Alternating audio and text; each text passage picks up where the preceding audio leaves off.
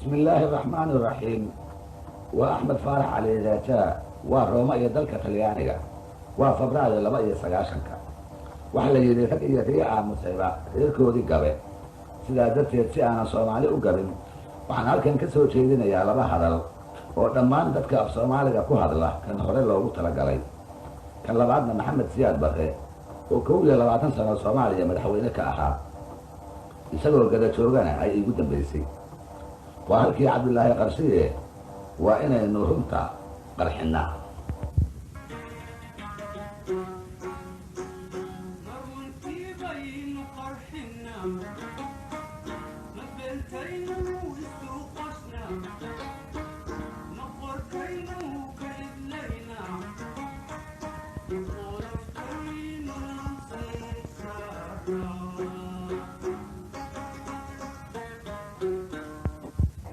Soomaali wixii aan oran lahaa horaan u iri sarbeeb iyo af qeexanba waa nagu sheegay dul iyo hoosba waa nagu dhigay gurac iyo toosbana waa nagu tabiyey qof markii ay joogto Soomaalidu waxa ku habboon waa in wax ana malahayga ma jiro ha yeeshee waxa habboon inaad taqaani waa arrin inaad ku dhaqaaqdo oo ku dhaqantaana waa arrin labaad Soomaalidu siday u badan tahay ciidamo xikmad iyo mufti badna waana tilmaan ay inoo galeen dhammaan shisheeyaha intooda dhaqankeena u kurgalay wax badan baa lagu celceliyay inaynu nahay dad tiro yar oo af qura ku hadla oo diin qura rumaysan wada qaraabo ah isku sinji ah hidda keliyihiina mideeyo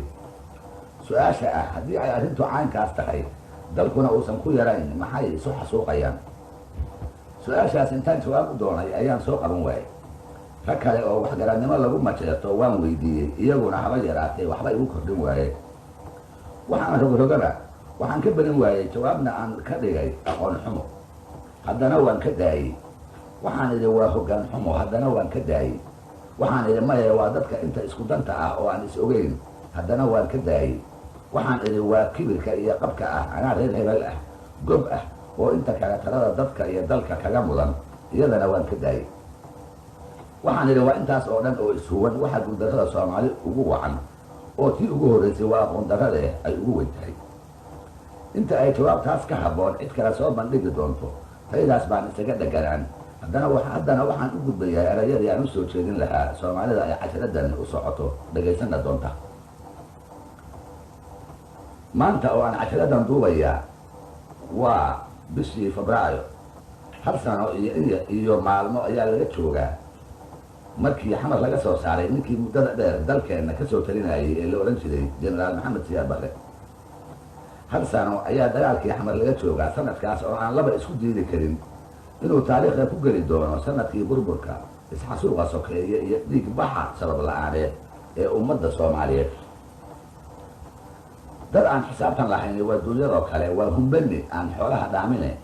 maxaan rag allow ka faa'iidnay dagaalkii hubaysnaa ee 1978 ilaa 1990 soconayay ee ugu dambaystii kursigii madaxtooyada lagaga tuuray Maxamed Siyaad Barre waan ogahay oo in doora ayaan jeclayn su-aashaas inaan isweydiino oo rabi lahaa inaan iska inatirro hal sano oo idil oo taariikhdeena ka mid ah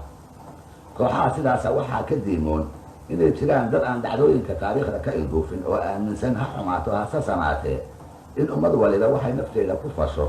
loo diiwaan geliyo si berri ka maalin ay da'ahooda dambe wax ugu qaataan waa tahay hal sano ayaa laga joogaa soo gabagabayntii taliskii la eeray ee Maxamed Siyaad Barre hogaaminayay soo gabagabayntaas oo dhiig badan lagu xaqiijiyey dhalinyaro boqolaalihina u geeriyootay hase yeeshee aan su-aashii hore ku soo celiyay ma ka raysanay mase waa nooga dareen nimankii inta caasimadda u soo dhaqaaqay xukunkiisii siloonaa xididada u siibay jawaabta oo toos ah inaad aniga iga sugto oo iyadoo diyaara aan ku dhiibo waxaa ila dhaantaa inaan wada doono oo aynu markaa mid qura ku heshino horta hore mabda ahaan ummadda Soomaalidu waxay isku raacsan tahay amaba isku raacday hadda ka hor boqolkii nin ee Maxamed Siyaad Barre horseedka u ahaa ee 20 sano ka badan Soomaaliya ku amar ku taaglinayay minba inay u leekaataba inay shacbiga ugu eedeysan yihiin musuqmaasuq cadaalad darro horin dagaalo sokeeye kutumashada xuquuqda aadanaha dhac iyo boob hanti dadweyne iyo xumaan kasta oo ruuxa maankiisa ku soo dhici karta ummaddu markay intaa dareentay waxay garaysatay inay xaq iyo lama huraan tahay maxamed siyaad barre iyo kooxdiisii dhiigga dadka quudanaysay in talada laga wareejiyo si qaskii siyaasadeed iyo burburkii dhaqaale ee ay dalka bareen looga badbaadiyo. hadal iyo hees tix iyo tiraaba dareenka dadweynaha waa lagu gudbiyey, ha yeeshee dhaguhu ka furaystay isagoo isku halaynayay hubkii tirada badnaa ee xeryaha ciidamada lasoo dhoobay, hubkaas oo asal ahaan loogu talagalay ilaalinta sohdimaha qaranka Soomaaliyeed, si uu kolkii dambe u rogay wax shacbiga lagu caburiyo, lagu kibirsibiyo oo lagu adoonsado.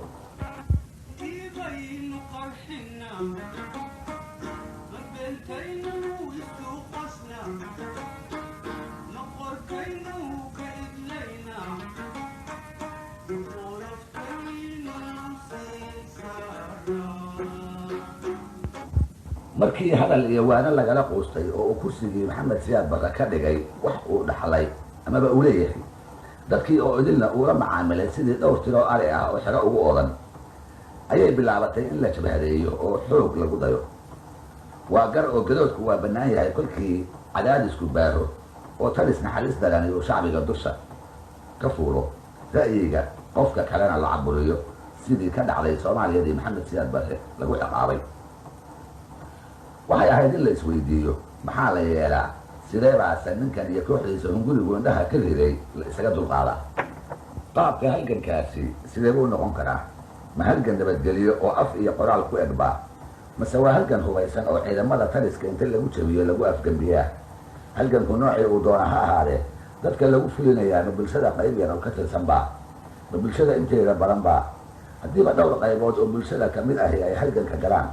ma waxaa habboon intii isku dhiig ah oo abtiris wadaagtaaba inay dhinac ka dagaalanto, mase waxay guushu ka dhoweyd inay yeeshaan talis keliya oo halgankooda hogaamiya? waa jaadmajaadka xidhiirka ay halgamayaashu la yeelanayaan bulsho weynta dalka ku sugan ee ay badbaadinteeda haddiiba ay u dagaalamayaan. ugu dambaysta waa maxay barnaamijka uu mucaaradku fulinaya haddiiba ay suura gasho inay xukunka qabsadaan oo kala wareegaan xukuumaddii ay dhaliilayeen? waxaa soo shaacbaxay jabhado dhowr ah oo qabiil ku dhisan, aan midda kale xiriir la lahayn, mid walibana iskeed u tartamayso ama ugu tartamayso sidii ay talada dalka kula wareegi lahayd. waxaa soo shaacbaxay jabhado aan lahayn qorshe siyaasadeed oo marka ay dagaalamayaan aan dalka oo idil u muuqane gobol qabiil kaliyii dego hamidoodu yahay, kuna tashan dadka gobolkoodu inay dhulka oo idil u taliyaan oo nin iyaga ka mid ahi kursiga maxamed siyaad ku fadhiisto. wixii qalad ku unkamaa qalad bay ku ilaadaan. burburka iyo hoogga maanta ina haystaa waa muranla qaybtiisa ugu weynay inay taliskii maxamed siyaad barre dusha ka saaran tahay, ha yeeshee waxay taariikhdu qayb kale oo aan taa ka yarayn u xambaarin doontaa jabhadihii ciddiisa u halgamay. in la inkiraana waa mindi kutaag iyo maanyari aan in laga jawaabo mudnayn. maxamed siyaad barre in badan ayuu Soomaalida u sheegay inuusan kursiga madaxtooyo nabadgelyo uga degi doonin, haddii sidaas lagu qasbana la eedi doono oo maalin ay noqotaba rabbi laga durraansan doono inuu hoggaanka dalka dib ugu soo noqdo. hadal aan cid kale ka maqlay idiin soo tabin maayee dadkii uu ku oran jiray ee uu islahaa kursiga kulama rabaan ayaan ku jiray. sanadkii 1979 ayay ahayd markii iigu horreysay ee maxamed siyaad iyo anigu aan kafool u kulannay. dalabka is-aragguna isaga ayuu ka yimid, isagoo igu tuhmaayey inaanan u dhaga nuglayn sacabtumidda iyo tirinta heesihii ammaanta ahaa ee u jeclaa. waa subax hore waxaan isku dayey inaan ogaado wixii uu ka qabay mucaaradkii hubaysnaa ee isa soo taraayey iyo saraakiishii rayadka iyo ciidamada lahaa ee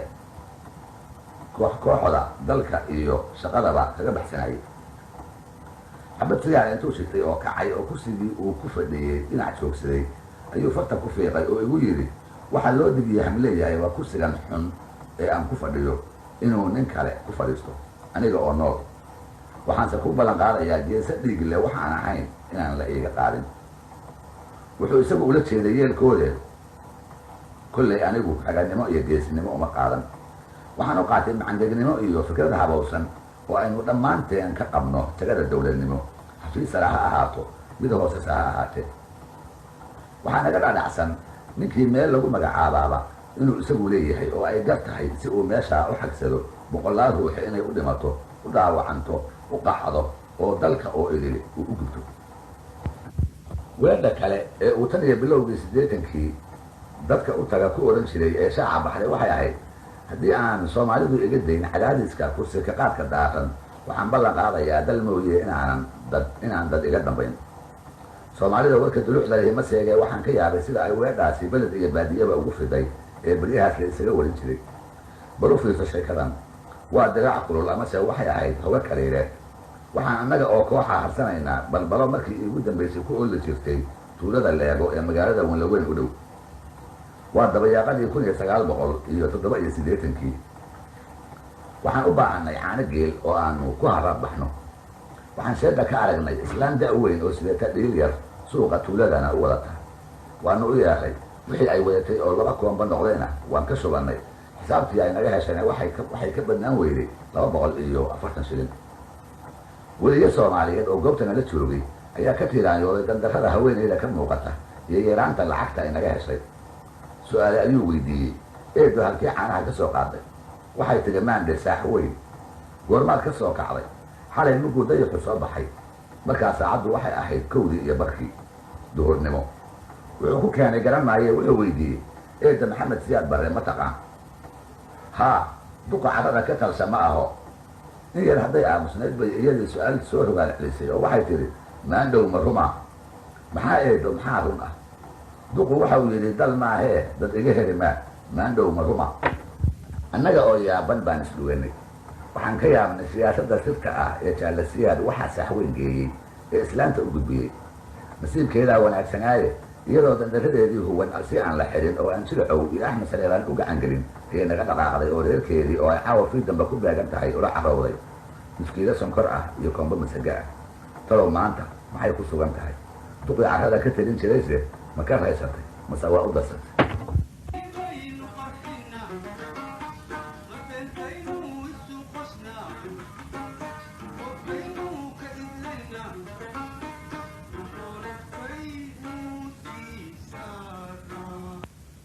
hal sano ayaa laga joogaa ama ka soo wareegay burburkii taliskii la eeday ee jaalihii soomaalida lagu ciqaabay oo hoggaanka u ahaa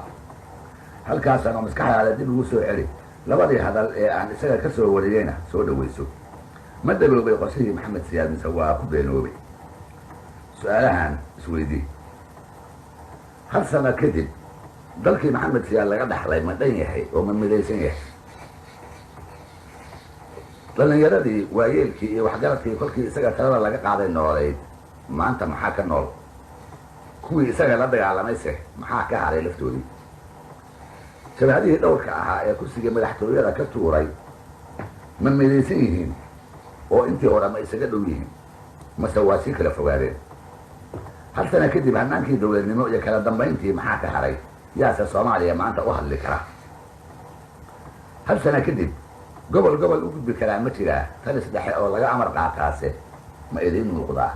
rajada aad ka leedahayse imisay la eg tahay hal sana kadib magaaladii xamar la odhan jiray maxay mudatay maxaa ka haray maxayse eeday oo eesatay singaane xamarweyne iyo goobihii taariikhda iyaga ka waran hal sana kadib ma caddahay qabiil keligiisii inuusan dawlad dhisi karin inta kalena inta xoog ku muuquuniyo ay isaga daacad u noqdaan hal sana kadib taliskii maxamed siyaad barre dadkii ka yaaci jiray ee dibadaha qaxootiga ka doonan jiray ma yaraadeen oo dhulkoodii ma ku soo noqdeen mase waa 10 jibaarmeen hal sana kadib qabyaaladii aan odhan jiray waxay asaas u tahay dib u dhaceenna ma ka soo raysay mase haatan lagama xishoodo oo waaba lasii xalaaleeyey ugu dambaystii hal sana kadib intee bay la eg tahay rajada aad ka qabtaa dib u soo celinta qarannimadeedni luntay iyo hanaankii dawladeed ee beri jiri jiray imisaysa qaadan kartaa in lagu soo celiyo waxaan dhegaystaha ka codsanayaa inuu mar kale su-aalahaas dib ugu noqdo meel kasta joog haddaad doonto yurub iyo america joog haddaad doonto afrika joog oo laaluuska iyo cadaadiska shisheeyaha isdaayiba mid kolkaad su-aalahaas kaga jawaabtid isku soo xooriyo sow middan soo socotaa dhammaantood koobi mayso maxamed siyaad iyo kooxdii dalka loogu dawgalay ee 20 sano inta ka badan xuquuqda ummadda ku tumanaysay miyaa dagaaladii sokeeye ku guulaystay mise waxay toodii noqotay raggii hubka gurtay ee nagu yidhi waxaan ridaynaa taliska keliga taliyaha dabadeedna waxaan dhidibada u aasaynaa bulsho aan qabyaalad ku dhisnayn oo dimuqraadi ah ilbax ah oo dadweynaha soomaalida u siman sheekada oo idili so uma eka inantii inta ninku kufsaday hooyadeed ka dulqaaday isla markiina islaantii halkii gabadhii gashay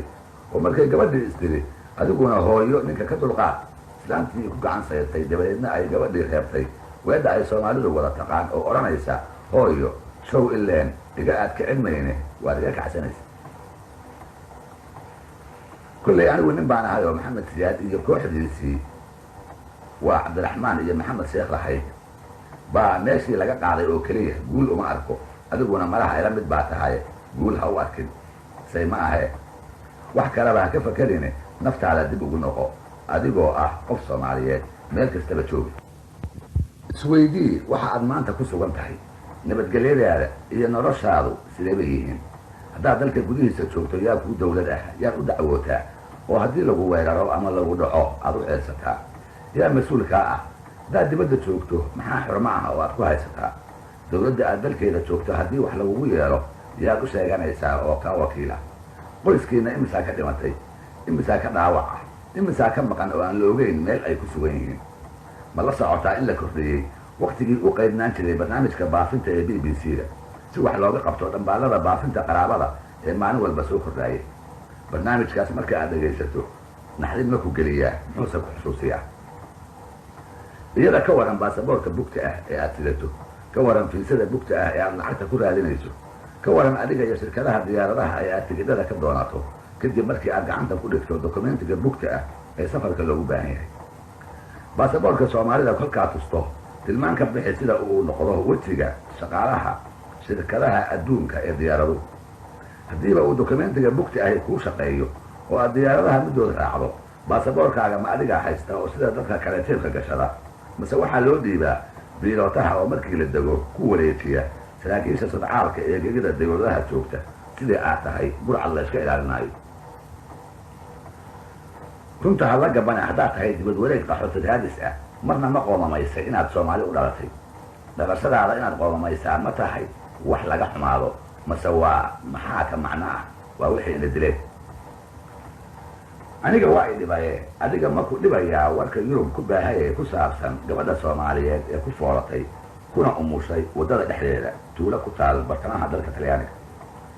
telefishinka talyaaniga markaan ka fiirsaday ayaa dhulku ila wareegay waxaanan iska xaaraantinimeeyey inaan gato amaba akriyo jaraa'idka iyada iyo wiilka ay umushay ay ku sawiran yihiin. maxaa yeelay qof kastoo xilkas ah oo soomaaliyeed wuxuu maanta iska dhex arki karaa duruufta ay faadimo maxamed yuusuf ku nooshahay. soomaalida waan macno aqaan oo waxay isku mashquulin doonaan cidda ay faaduma tahay nuxurse kuma jiro in la ogaado maxaa yeelay giddigeen baa wada faadumo ah. telefishinka iyo jaraa'idku kolkay sheekadeeda ku dheeraadeen waxaa igu maqaalo ah in dad badan oo talyaani ah ay taakulo la soo gaareen qaarna ay u ballan qaadeen inay shaqo siin doonaan kolkay umusha ka baxdo. goormayse umusha ka baxaysaa waxaan u jeedaa goormay umusha dalla-aanta ka bixi doontaa oo ay ka maarmi doontaa sadaqada talyaaniga. inay dhowdahay ima muuqatee adiga maxay kula tahay. dalka gudihiisa dib ugu noqo waxay hor yaal joornaal talyaani ah oo la yidhahda Corriere della Sera. nimanka xamar ku dagaalamaya ee dadka ku baabi'iyey nin ka soo dhaawacmay ayaa isbitaalka la geeyey maalin la weyn sida gaalkii meesha tegay uu soo sheegay weeye. ninkii ayaa xabadii laga saaray gacantuna waxay ahayd gacan aan xaaqabad damba lahayn. markaa ayaa gaalkii wuxuu weydiiyey dhakhtarkii maxaa beri baan ka goynayaa gacanta ayuu yidhi. markaasuu yidhi male hadda ka goysi. wuxuu yidhi minshaartii aan ku goyn lahaa ayaa waxaa iga haysta dhakhtar kale oo saaxiibkayga oo nin kale gacanta ka soo goynayay. minshaari xamar ma taalle hadda ogaada. qandhadii warkii faadumo iyo midkaa xamar ka yimid igu rideen intaanan ka doorsan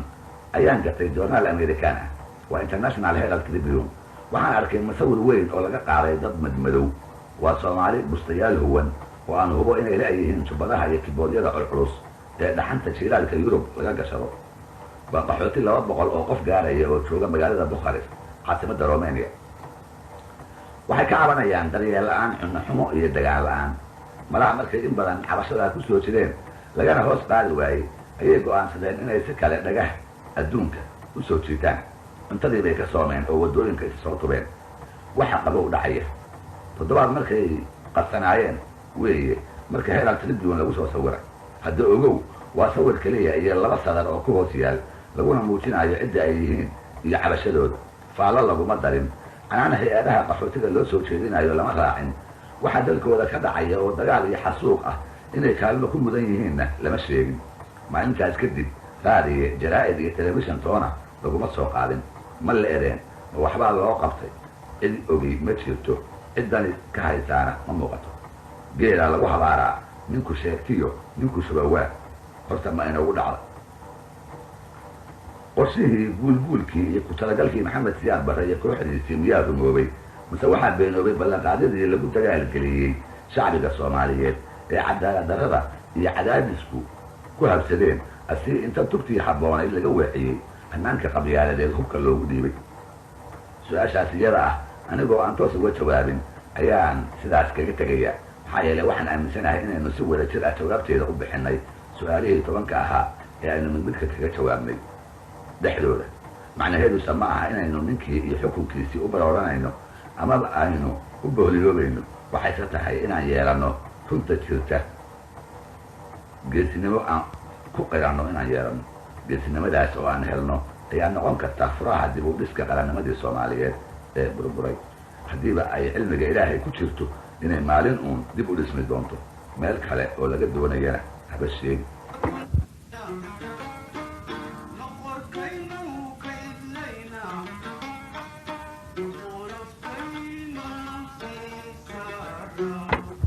yaynu kolka sugaynaa?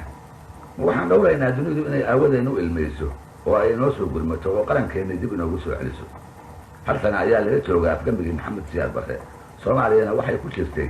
ama ku jirtaaba ururada caalamiga iyo kuwa goboleed kuwa ugu waaweyn: jamciyadda quruumaha, midowda afrika, jaamacadda carabta, ururka islaamka. intaba xubin baynu ka ahayn, hase ahaatee ayaa inoo soo dhaqaaqay. maanta un baynu maqlaynaa jamciyadda quruumaha ayaa wax dhexdhexaadinaysa. dunida maanta quwad keliya ayaa ka talisa, waa america. iyada iyo yurubba waxay ku hawlan yihiin sidii loo dejin lahaa loogana faa'iidaysan lahaa wixii ka haray midowda sovieti iyo yurubta bari oo ay daris yihiin, cabsina ay ka qabi jireen. hamigooda africa oo idili way ku yar tahay. soomaaliyana iyada haba soo qaadin, wax macno ah uma laha. dekedihii istraatiijiga ahaa ee berbera iyo kismaayana waa la qiimo tiray. hadday qiimo lahaayeen waxay raaceen gorbajof oo dhameeyey dagaalkii qaboobaa ee ilaahay in badan dunida saddexaad ku arsaaqay. magacyada ahdaarood, isaaq, hawiye, raxan weyn iyo kuwo kale ee aynu isu kala saaraa hadday adiga macno ku leeyihiin amaba ay kula wen yihiin, dunida ilbaxday macno weyn iyo mid yartoona uma laha. waxay dunidu u socotaa intii isku gobol ahiba inay midowdo si kor loogu soo qaado midnimo siyaasadeed iyo nolosha dhaqaale ee shucuubtooda. 12 dal oo yurub ah oo aan waxba kala ahayn maanta, oo baasaboor aan loo kala qaadan. waxaana jira kuwo kale oo maalin walba ku baryootamaya in lagu daro.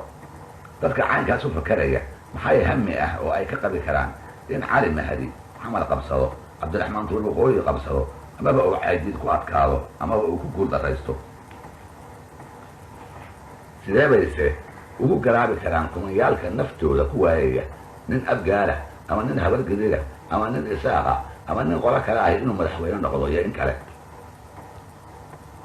hay-adaha iyo shaksiyaadka reer galbeedka inoogu rumay waxay markii dhowr bilood la joogaba mar meel ku qoraan amaba ka hadlaan soomaalida gaajada, cudurrada iyo dagaaladu salfadeen waxa lagu sadaqaysto. wax qumanina taa kuma yimaadaan. khilaafka ina dhex yaal iyo colaadda dheeraatay ma jiraan wax cilmi baaris ku sameeya oo galbeed jooga. ma jiraan cid isku hawsha inay garato dabeecadda is-afgarawaaga ina dhex yaal. waxay meel dhigteen inaynu nahay dad dambeeya oo nafta aadanaha iyo dhiigga tooniga aanay qiimo lalahayn oo wax farahooda aan ku jirin ku dagaalamaya.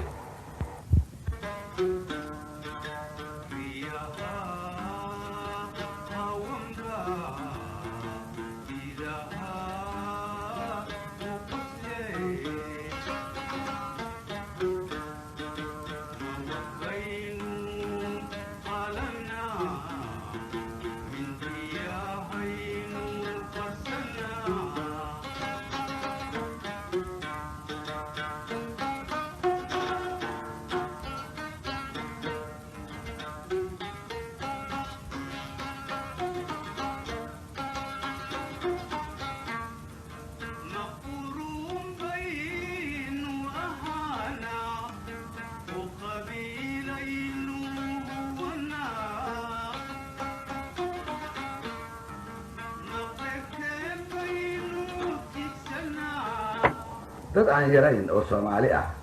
dibaddana ku nool ayaa markii la weydiiyo dalka ay ka yimaadeen Soomaalinimada ka warwareega iyagoo diidaya inay ka jawaabaan su'aasha taaxigta oo ah maxaad ku dagaalamaysaan maxaad u dagaalamaysaan maxaad isku haysaan madiin baad ku kala duwan tihiin ma dalka idinku yar ma qaarkiin baa qaarka kala gumaysta su'aalaha gaalada intaadan la yaabin adiguba qalin iyo warqad qaado oo bal isku day inaad taxdo waxa ay Soomaalidu u dagaalamayso ama ku dagaalamayso oo ay u kala qoqoban tahay amaba ay u doonayso qaarkeed inay u kala go'do waxa kuu soo baxay oo sababa ah iyo waxaynu mudannay oo aynu maanta ku sugannahay ma isu dhigmaan reer hebel baa kursiga madaxtooyada qabanaya iyo maya reer hebel baa xaq u leh sabab aan ahayn ma haysaa natiijaduna waxay noqotay kabaarihii iyo guuldarrooyinkii aan horay uga soo sheekaynay maxaad kale ood iga sugaysaa waroo idili wuxuu ku idil yahay ruux walba oo Soomaaliyeed inuu aqoonsado qaranjabka inagu dhacay dabadeedna inta dan shakhsi ah iyo mid qabiil uu laabtiisa ka xaro oo halka uu joogo kaga dadaalo sidii aynu mar kale ummadaha dunida ku dhaqan ugu soo biiri lahayn horena mid noqon lahayn hawshaas inteeda badani waa hawl u taal aqoon-yahanada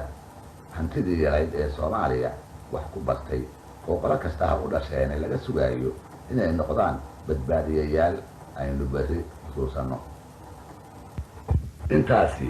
waa hadalkii u jeeday Soomaalida dhammaan meel ay joogtaba dadka af Soomaaliga ku hadla meel kasta ha joogo dalka gudihiisa dibaddiisa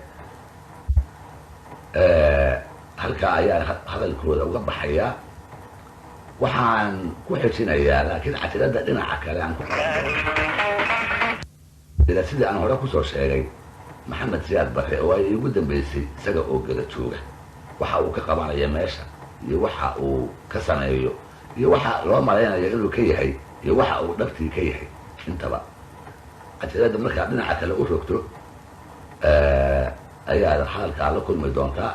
haddana aan ku maqashiiyo ama catirada ku dhammaysa dhinacan Cabdullaahi Qarshi iyo ma runtii baynu qarxinaa heestii ahayd ee uu Soomaalida u tiriyay waa hore markii uu ka yaabay inay waxna qalanayso mindiyahana ay qarsanayso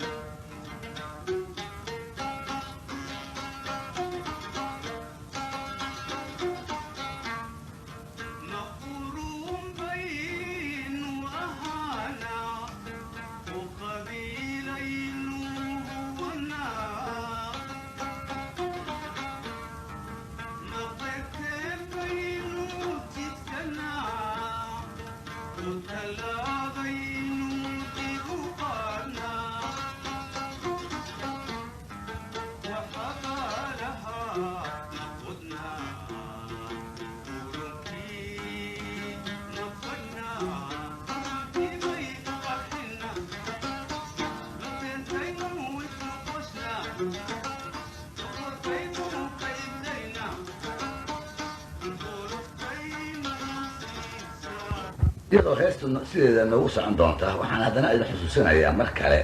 in hadalka qaybtii labaad oo ku saabsanaa Maxamed Siyaad Barre oo aan sidaan sheegay gaday iigu dambeysay isagoo jooga aanu ku duubi doono halkaa haddana heestu halkeedii ayna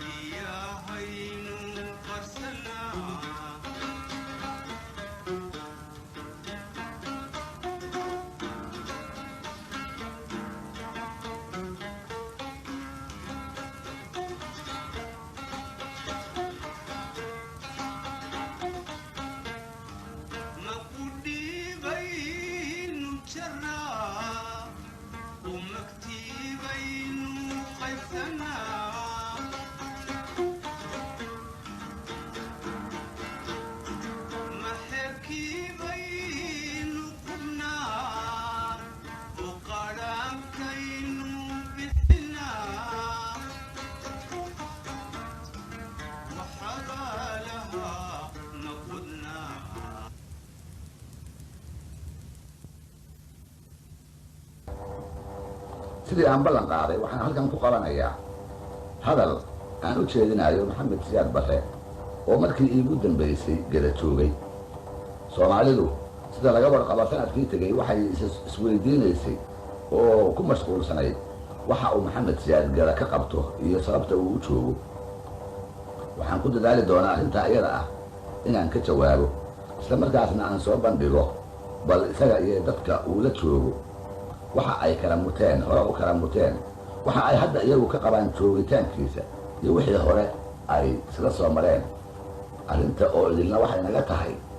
inaynu runta qarxinno. waa halkii cabdilaahi qashiix.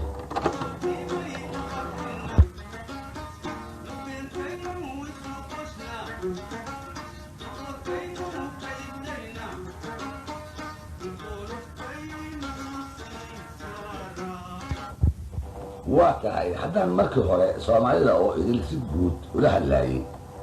hadda waxaan u bayrayaa sidaan ballan qaaday nin qura iyo dadka uu la joogo ee aan anigu u haysto inuu marti u yahay, soomaalida inta badan iyo shisheeyuhuna ay u haystaan inuu maamulo. ninku waa maxamed siyaad barre, dadka uu la joogaana waa mareexaanka degan gobolka ballaaran ee gada la yidhaahdo. waxaa la isweydiin karaa maxaan maxamed siyaad qayb uga siinayaa cashiradan soomaalida u wada socota? maxaanse ula hadlayaa haddiiba uusan wax ku qaadanayn oo waana abuur baa ka horraysaye la malayn karo inuu ku gacan sayri doono? dhowr sababood ayaa igu wacan. waa marka koowaada maxamed siyaad muddo dheer oo 21 sano ah ayuu dalkeenna siduu doono uga soo teliyey. burburka iyo aayaxumada haysatana gacanta ugu weyn buu ku leeyahay, isaga iyo kooxdii daacadda u ahayd ee halka aynu naal ina dhigtay. waa marka labaadee waxay dani iga haysaa shacbiga reer gadoodka ah ee 7 bilood ee aan gudaha dalka qaxootiga ku ahaa sida wacan ii martigeliyey. shacbigaasoo weli badankiisu ka diimoon yahay tabaalaha uu aabasiyaad la maagan yahay iyo sida uu rabo inuu gees ugu fiiqo haddiiba ay dhacdo inay Soomaali xagga nabadda u xagliso, danaheedana u soo jeesato. waxaan qabaa shacbiga reer gadood inaysan awood u lahayn tabcooyinkii uu maxamed siyaad Soomaali oo dhan ku hayay inay keligood dusha u ritaan. waxay kolka ila noqotay inay hiilkayga afba ha ahaadee ay u baahan yihiin. midda saddexaad waa nin godab qabee waxaan u baqayaa isaga qudhiisa iyo ammaankiisa. waxaan ka cabsi qabaa niman dhiiggiisa u haleelayaa inay maalin maalmaha ka mida isaga oo dagan gacanta ku dhigaan, dabadeedna ay horgeeyaan maxkamad degdeg ah oo qabiil ka taliyo oo sida kuwiisii oo kale ragga garsoorayaasha ka ah iyo sharcigu ay kala xanaaqaan. waxaan u diidayaa isaga oo keligiisa oo raggii dembiga la galay ay xor yihiin in la mindi raaciyo. qabyaaladna igama ahee waa iga cadaalad jacayl, maxaa yeelay waxaan qabaa dembigii Soomaaliya laga galay inuu ka badan yahay wax uu nin keliyihii geli karo, keligii taliye kastaba ha ahaadee. midda kale waxaan ka afeefanayaa erayada aan u soo jeedin doono inaan digasho loo qaadan, maxaa yeelay inkastoo aan ku doodi karin cadaalad darradiisii inaan ka nabad galay, haddana xubnaha shacbigii uu cadaadiska baday waan ugu roonaa oo ugu yaraan cabsidu ha joogta ha ahaatee ammaankayga shakhsiga ahi halis badan ma gelin. sababtan meeshii aad doonto ka soo saar, haddaad rabto qabyaalad u malee kollay si kale yeeli mayside. maxamed siyaad waxaan leeyahay si wanaagsan ii dhegayso, inaad i hagaagtana ha isku dayin. hadda waa kaxaandhiid odhan maysid oo waa bog soo xirmaya. maxaad igu odhan doontaa, maxaadse u sheegi doontaa dadka reer gado ee aan aniga iyo iyaguba ognahay inaad martida u tahay, adigana ay kula tahay inaad u taliso, Soomaali badan iyo shisheeyuhuna ay u haystaan inaad maamusho? cashiradani markii ay ku soo gaadho waan malayn karaa waxaad ku odhan doontaa CIA-da ayuu u shaqeeyaa, ama waxaad ku odhan doontaa cali mahdi ama caydiid bay fariintu ka socotaa, ama waxaad ku odhan doontaa waa ammaan raadis oo wuxuu doonayaa inuu xamar tago. waxaan ku rajo weynahay intaba inaan lagaa koobin doonin oo awal in yar baa ku taqiine reer gada badankiis iyo adigu aad hadda isbarateen.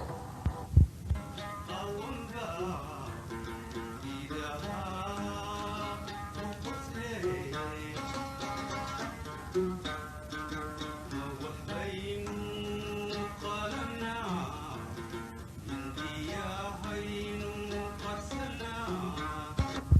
bishii Febraayo 3deedii waa 1991 saacadu markay ahayd 4 galabnimo waataan kuugu imid baaqdheere adigoo ay koox yari kugu ilaalinayso guryaha mashruuca fidinta beeraha ee magaalada ka yar baxsan markaan isa salaanay waataan noqonay labadeena oo keliya kolkaan waardiyihii ugu baaqday inay dibadda u baxaan sababta aad u saartayna allaa igu ogo weli waa iga diimoontahay faskii dagaalkii xamar isagoo weli kaa muuqda waataan caafimaadkaaga wax kaa weydiiyey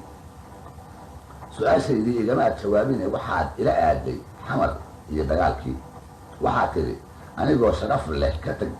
waa tii la iga waayey anigoo la eryaayo ayaa la iga soo saaray waxaan ku idhi kow hadda maxaad damacsan tahay waxaad i tidhi adiga maxay kula tahay waxaan ku idhi ninka ragga ahi waa kii calool adaygi leh geesinimaduna waa inaad markii lagaa adkaado qirato in lagaa adkaaday waad aamustay anna waan aamusay oo waxaan ka fakarayay awooddii ku soo martay wixii sacab laguu tumay wixii lagu aabbaystay sidii ay tala kaaga hoostay ee tusaalaha waayeelka iyo waxgaradkaba intaad dad u quursatay ay cadaaladda ilaahayga ahi shaqadeedii u qabsatay sidayna u aamusnayn cabbaar kadib waadigii adigu hadalkii xirmay furay waadigii la soo booday anigoo aan jeclayn oo ka xun ayaan qaxooti noqonayaa waataan ku idhi wax kuu dhaama garan maayee sidaa iska yeer waataan raaciyey intaad soo shaqayn kartay waad soo shaqaysaye tegiddaada qaxootiha u qaado inay fenshan tahay waan xusuustaa oo sidaas baan ereyga ugu isticmaalay af ingiriiskiisa waatuu hadalkii haddana inaga xirmay waataan waayey wax kale oo aan ku idhaahdo waataad adigu haddana furtay oo babiskii yaraa intaad lowyaha saaratay igu tiri mareexaan aniga oo dagaalamaya ayuu iga soo tegey waxay la soo baxsadeen lacagtii iyo gaadiidkii ay kacaanka ku heleen waataad raacisay gunnimo doortee waa waxay ka helaan waa hadal dumar baa la yidhaahdaaye waxbaa qub i yidhi ereygu mahadidaad baan is idhi sidee buu mareexaan ugu ceelqabi karaa sow ma aha kuwa ay soomaali oo idilay daraaddiis ula collowday yaa sheegi kara guri ama qoys mareexaan ah oo kiisaba allaha ka dhigee aan taliskiisii eedin hadda cidda uu ku soo cararay ee uu maganta u yahay iyo wiilasha loo soo mari waayey ee uu ku hurdaa sow iyaga maaha muxuu ka rabay oo kale ma inay soomaali oo idin u jirib dhigaan oo uu wiilka ugu dambeeya masruufto ilaa uu inta iskiis u xanuunsado ay tii alla u timaado su-aalahaas oo dhammi waa kuwii isla markiiba igu soo dhacay xusuustayda oo keliyana kaaga soo guurin maayee waxaan kaashanayaa waraaqihii aan kulankeenna ku qoray habeenkii markii aan ku noqday baaqdheere iyo halkii aan ka deganaa sow anigu ma ogeyne waxaa dunida lagu weydiinayo codkii qaxooti iyo meel ku qaadata 5 casha kadibba waatay jawaabi timid talyaaniga abudabey iyo masaariduba waatay diideen magagelyo siyaasadeed inay ku siiyaan waataad garbahaadaya oo aan deganaa timid 2 casha haddaad joogtay oo lagu sooray laguna loogay waataad odayaashii magaalada shirisay ka soo tashada inaan idinla joogo oo aad dagaalamaysaan reer hebelna aad xaqiidni ka soo dhacsanaysaan iyo inaan iska tago oo meel waliba way ii furan tahay aan idinka dhaqaaqo shirkii waayeelka iyo madaxdii gobolka waa kii uu goor fiid ah la isugu yimid waa tii ay rag soo jeediyeen in lagaa codsado gobolka gado iyo dadkiisa inaad faraha isaga qaado oo aad Kenya gasho waa tii ay rag kale kaa diideen oo ku doodeen inaad la meel joogto inta kale ee xamar ka soo qaxday gobolkana soo gashay markii ay doodii dheeraatay oo dhinacna la isu raaci waayey waa tii min soo jeediyey inaan arrinta la cuslayn ama lagu kala jabine adiga dib lagugu soo celiyo laguna sheego go-aanka oo noqday tagna ku odhan mayno joogna ku odhan mayno labada kii aad dan mooda adigu ku dhaqaaq waa tii lagu heshiiyey in subaxnimada go-aankaa lagu sheego sidaasna waa tii lagu kala hoyday waa tuu intaan waagu bariyin go-aankaasi ku soo gaaray laguguna daray raggii bixidaada doonayay inay ka badnaayeen kana cadcadaayeen inta kale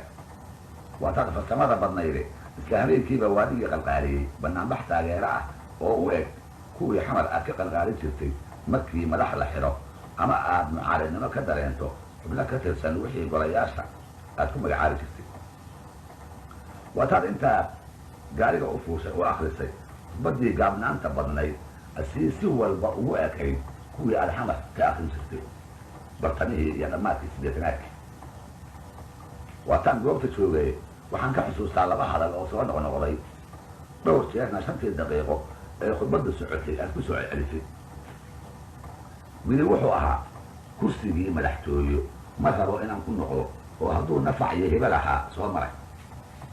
hadalka labaadna wuxuu ahaa kursigii madaxtooyo aniga ayaa xaq u leh oo sharci ahaan madaxweyne ah waana inaad dib ila doontaan intaas waxaa weheliyey tirinta guulihii Oktoobar maalintaasi maalintii aan bahdeeda kugu arkay waxaa u dhaxeeyey allaa igu ogo 4 casho oo keliya maalintaas iyo 6 bilood oo ka dambaysay oo aan geda wada joognay hadalkaagu labadaa unbuu ahaa inkastoo markii aad dadweynaha la hadlayso aad ku lahayd kursigii la iga qaaday idinkaa lahaaye ila doora oo xaqiinii la dhacay soo ceshada marka min siyaasi ah ama waxbarasho leh aad kulantaanna waataad ku lahayd kursi waxba ku fali maayee waxaan u halgamayaa waa sharafta mareexaan oo meel looga dhacay inaan soo celiyo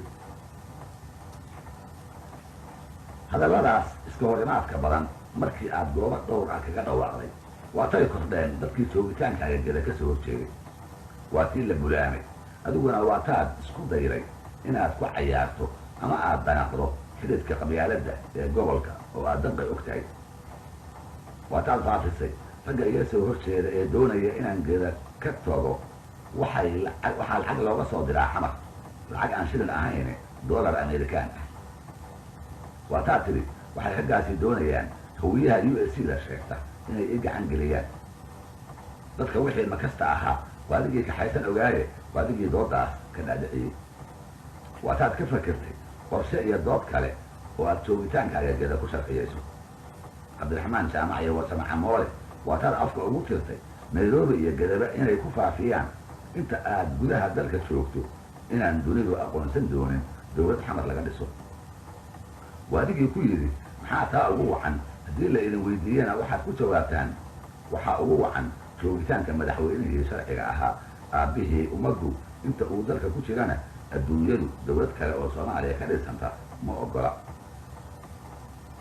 dad makas ah oo rag iyo dumarba leh aqoon darana hayso waa tii adiga iyo xoonka allaxda u tahay ay taa ka dhaadhiciyeen wax yar kadibba waxaa dadkii loo sheegay inaan taasi run ahayn duniduna ay dal iyo shacbi taqaane aysan dan ka lahayn keligii taliye dadkiisa ka hor dowladaha adduunka bari iyo galbeedba ay joojiyeen inay wax ku darsadaan jabhadaha oo dhanna ku taageereen rididdiisa iyo kursikaqaadkiisa waxaa dadkii loo sheegay oo raggii joogitaanka ay ka soo horjeeday ay ugu caqli celiyeen aqoonsi la-aanta USC-da inaan iyagu sabab u ahayn inay iyagu sabab u yihiin aysan ku xirnayn joogiddaada iyo maqnaanshahaaga toona waxay dunidu aqoonsataa dal xasiloon oo midaysan oo leh talis dhexe oo ay xukuumadaha hoose ee gobolladu ka amar qaataan ammaankiisuna sugan yahay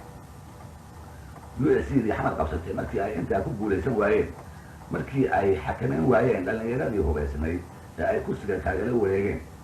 markii ay weeraro waali ah ku qaadeen gobolladii ay tageen dadkii ay guryahooda ka soo celiyeen ee ay hantidoodii la wareegeen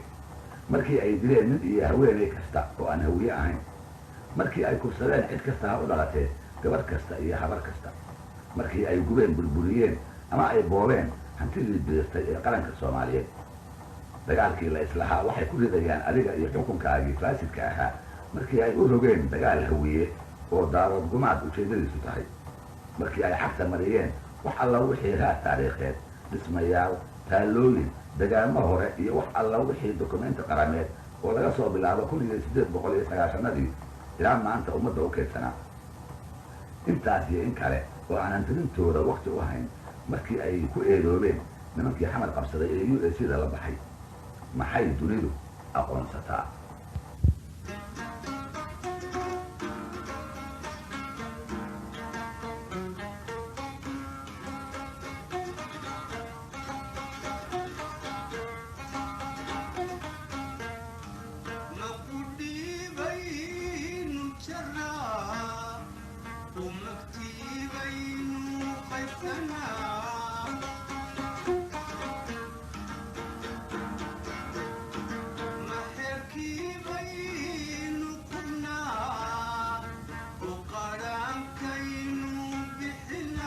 waa tahay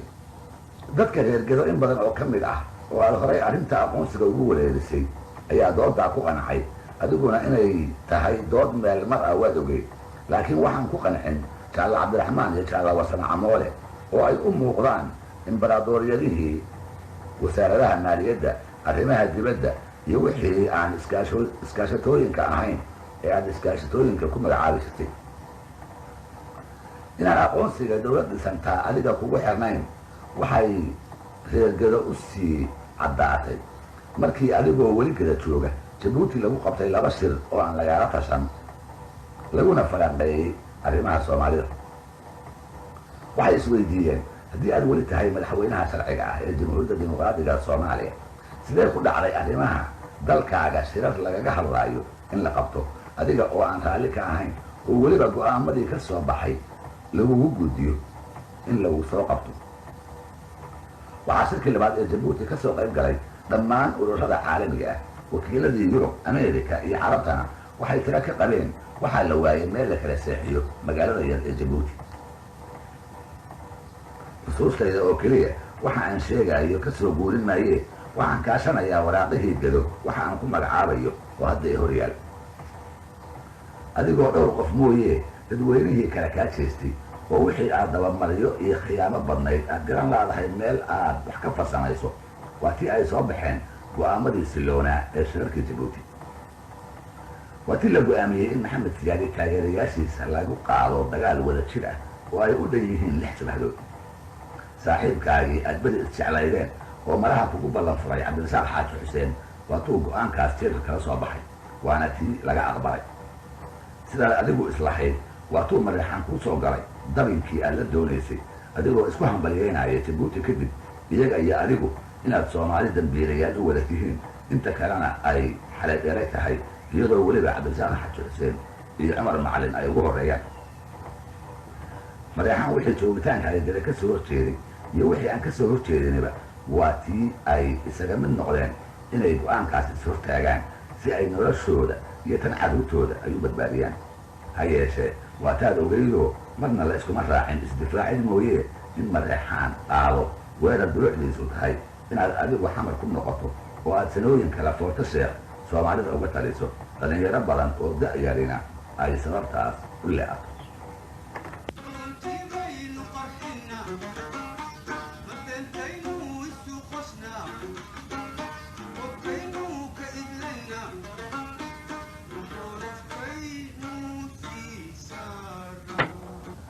weeraradii USC-da markii laga baqay inay geda soo gaaraan shirkii koowaad ee jabuutina ay go'aamadiisii soo baxeen reergeda oo idinla ay dareemeen mahtalakada ay cabdirasaaq iyo cumar macalin iyo saaxiibadood la maagan yihiin waa tii bulshada gobolku ay go'aansadeen inay sida qabaa'ilka kale u samaystaan jabhad ay dadkooda iyo maatidooda kaga daafacaan hadidaadda qaawan ee gadarrada la isugu bahaystay ama la isugu raacay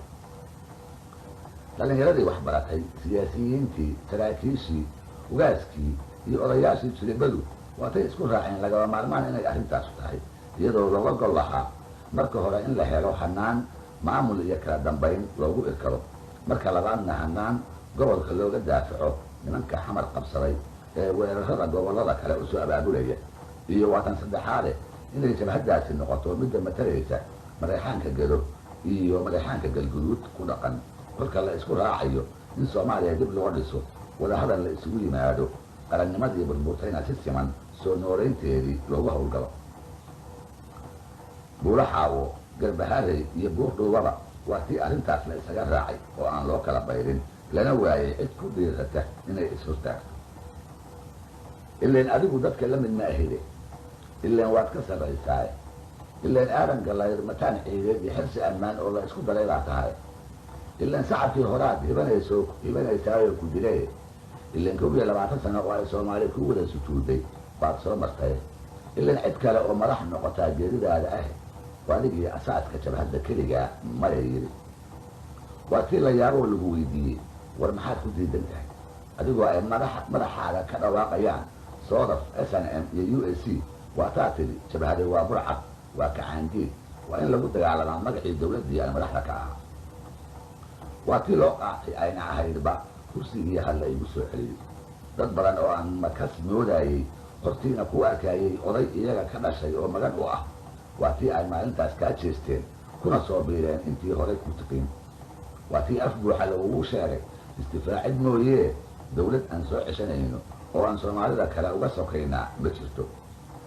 in lagaa abaaldhacay intaad u qaadatay waa taad afkaaga furatay hebel iyo hebel meeran oo gobolka gedo madaxdooda ka mid ah amaba laga jecel yahay waa taad qarsoodi iyo bareerba u erays waa taad bilowday jiribada mareexaan inaad tiraahdo reer hebel anigay ila jiraan oo xagga abtirkaanu isxignaa reer hebelna waxay xiriir la leeyihiin USC SDM soodaf iyo weliba SNM oo inay ismaqlaan mooye ay gadaba kala fog yihiin abaalka aad mareexaan u gashay ee aad ka dhowrayso inuu gudaa yaabaye muxuu yahay galguduud iyada haba soo qaadine rubco qarnigii ay soomaalidu xerada kugu jirtay maxaa wanaag ama nolol ah oo xaggaaga ka soo gaaray waddo laami ah halkii lamitasna allaha ka dhigee ma ku aragtay markaad u soo qaxday waata webigu dhex maro meel walbana washaaqooyinku ay buuxaane beer ma ku aragtay weligaasa ma ku dheeris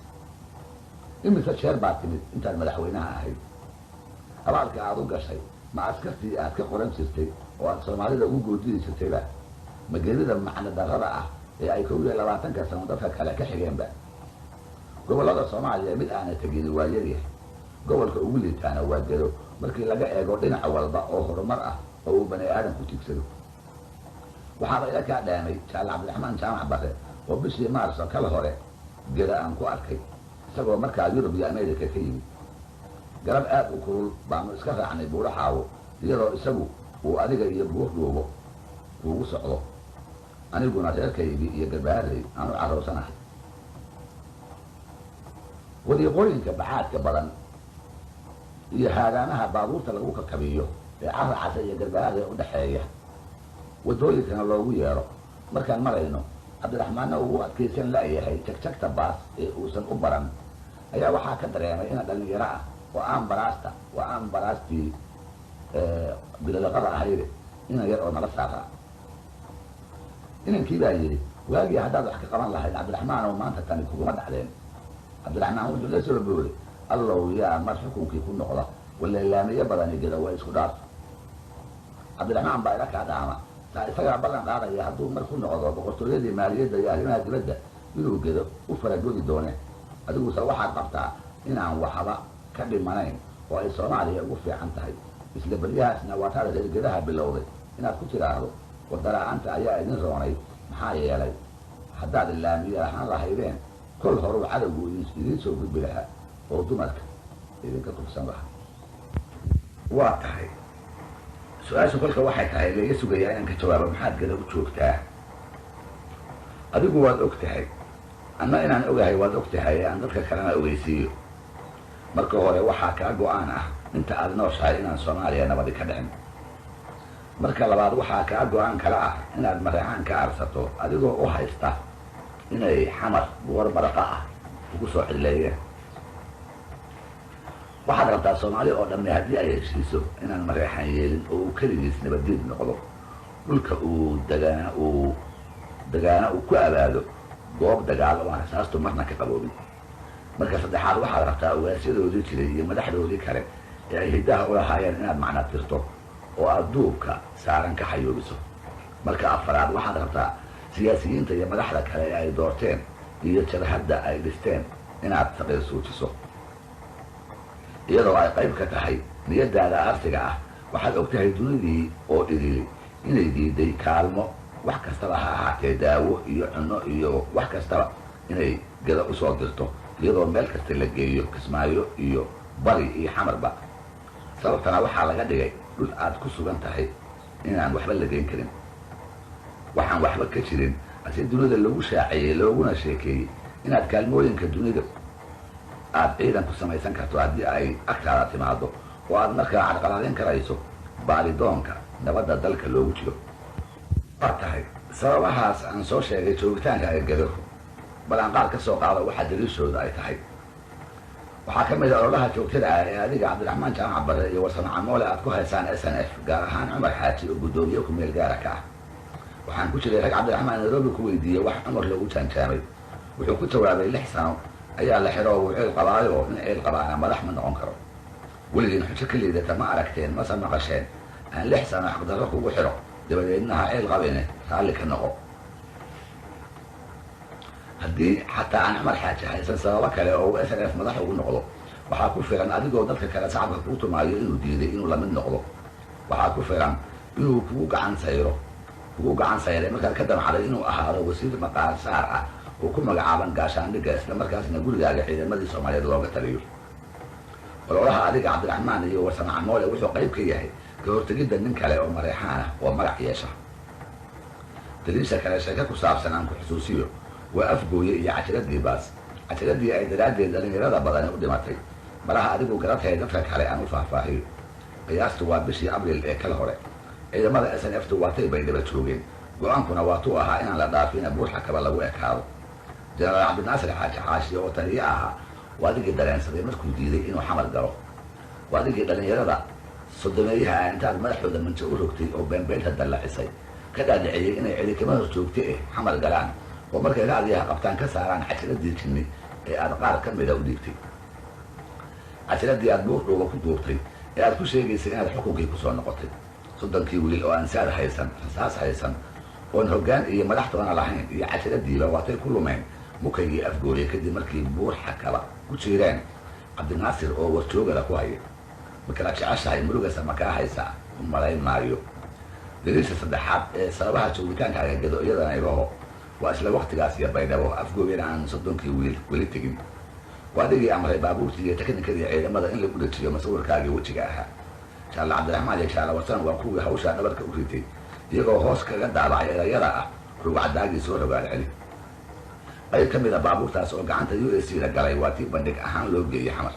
waana tii loo isticmaalay dacaayad dib loogu abaabulayo mooryaantii dagaalka ku daashay ee bilaliqada u jeesatay waa tii ay ku guulaysay masawirkaagiina uu midnimo cusub ka dhex dhaliyey isla baryahaas iyo baydhabo waa kuwii cabdiraxmaan iyo wasana ay sisareen dadka halkaa degan waana kuwii dallacaadda iyo magacaabidda qaybiyey isu duwayaal maamulayaal laabeed madaxda iskaashatooyinka dhagaxa iyo dhuxusha safiiro qunsullo iyo xoogayaal guud ama koowaad waa kuwa raggii muddo 20 sano ka badan aad mareexaan hor dhigtay waana caqligaas caqligii Soomaaliya lagu xukumayay ee Soomaali weyn iyo mareexaan isnacsiiyey waxaad jeclaan lahayd inaad xukunka Soomaaliya dib ugu noqoto waxaana jira arrimo ciidaas ka badan oo aan qaarkood soo sheegay inta kalena aan iska dhaafayno oo haliilka aad arrintaa u qabta muujinaya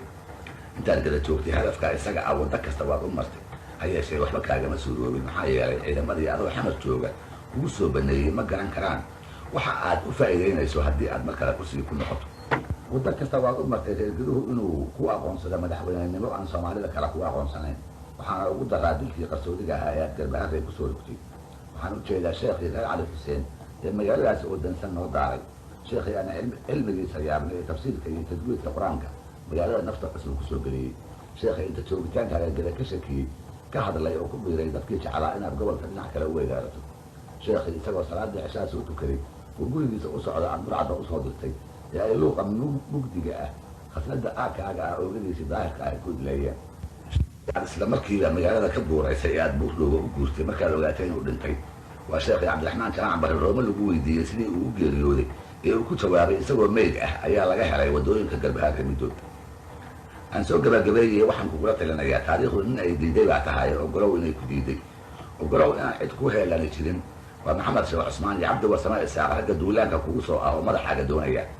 wixii ay tira lahaayeen ma haysaa wasiir keliya oo fikirkaagii xambaarsan amaba gedo kugu soo booqday waxaan kugula talinayaa mareexaan gedo iyo dunidaba inaad u caddayso siyaasad dambe oo Soomaaliyeed inaadan faraha la gelin hadalka aan madaxo ka daabnayn ee ah waa waxbaan xil wareejinayaa intaad iska dhaafto ayaan kugula talinayaa haddii kale adoo 80 kor u dhaafay ayaad ku dhammaan doontaa gacan aan kuu naxayn iyadoo aan lagu barooran halkaa ayaan ku soo gabagabeeyey hadalkii aan maxamed siyaad barre ugu talagalay oo aan kaga jawaabayey dadka uu la joogaa waxa ay ka qabaan iyo isagu qorshaha uu meesha u joogo waad mahadsantihiin dhegaysi wanaagsan waxaan codsanayaa qofkii mid helaa casiradan inuu qof saaxiibkiisa mid u joogo